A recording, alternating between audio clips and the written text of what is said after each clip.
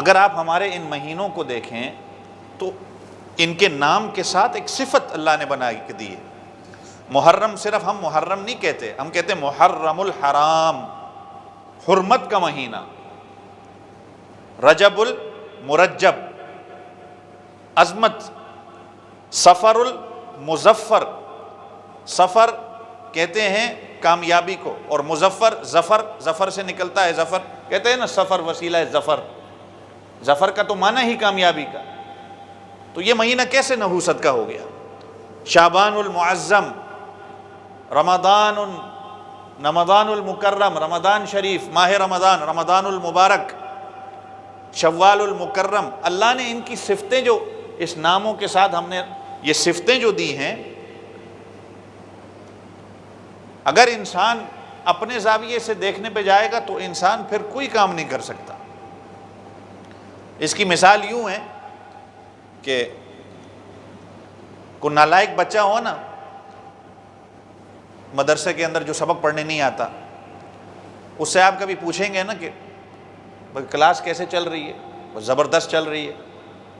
تو سبق پڑھنے جاتے ہو؟ سبق پڑھتے ہیں جی۔ کیسے پڑھتے ہو؟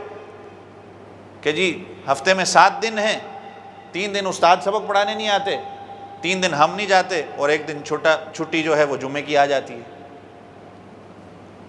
تو پیچھے بچا کیا پھر؟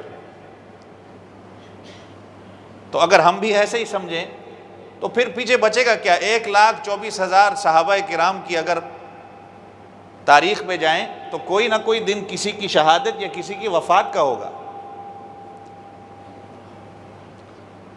اور میں نے آپ سے یہ محرم کے حوالے سے بھی کہا تھا کہ اسلام کی آب یاری تو شہداء کے خون سے ہوئی ہے،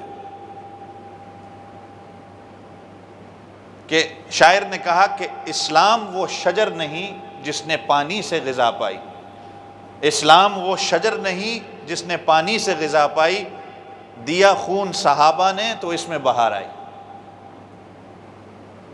تو کوئی نہ کوئی دن آپ کو ایسا ملے گا جس میں کسی کی شہادت ہے، کسی کی وفات ہے، تو اگر آپ اس پہ بیٹھ جائیں گے تو آپ کوئی بھی خوشی کا کام نہیں کر سکتے۔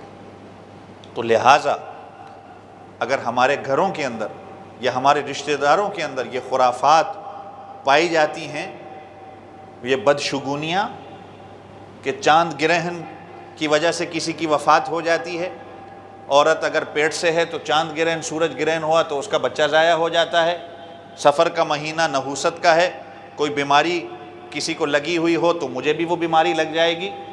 ہاں، اللہ کا حکم جس چیز کے اندر ہو وہ تو ہے ہی ہے، لیکن اپنے ذہنوں سے اور اپنے رشتہ داروں کے، خاص کر عورتوں کے اندر یہ بیماریاں ہوتی ہیں، ان کے ذہنوں کو صاف کرنے کی ضرورت ہے۔ یہ ساری جاہلانہ رسمیں ہیں، پرانے وقتوں میں جو ہوا کرتی تھی۔ اب حضور اقدس صلی اللہ علیہ وسلم کی اگر آپ سیرت دیکھیں تو آپ صلی اللہ علیہ وسلم کے بعض نکاح جنگ سے واپسی پہ آتے ہوئے ہیں۔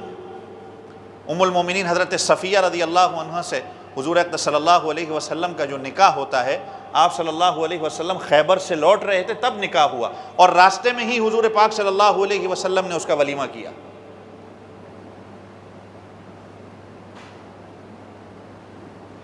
اب اس کی مثال دیکھیں کہ جنگ کے اندر ایک عجیب کیفیت ہوتی ہے، آپ کے اپنے بندے بھی شہید ہوں گے، دشمن بھی مرے گا، ایک الگ قسم کی کیفیت ہوتی ہے۔ لیکن حضور اقدس صلی اللہ علیہ وسلم واپس آ رہے ہیں، آپ صلی اللہ علیہ وسلم نے نکاح فرمایا۔ اور اگر آج ہمارے گھروں کے اندر کہیں وفات ہو جاتی ہے تو اگر کوئی بندہ اس عرصے کے اندر شادی کر لے تو کتنا بڑا ہنگامہ ہو جائے گا۔ ہوتا ہے نا ایسے کہ یہ دیکھو کہ یہ وفات ہوئی ہے اور اس بندے کو شادی کی پڑی ہے۔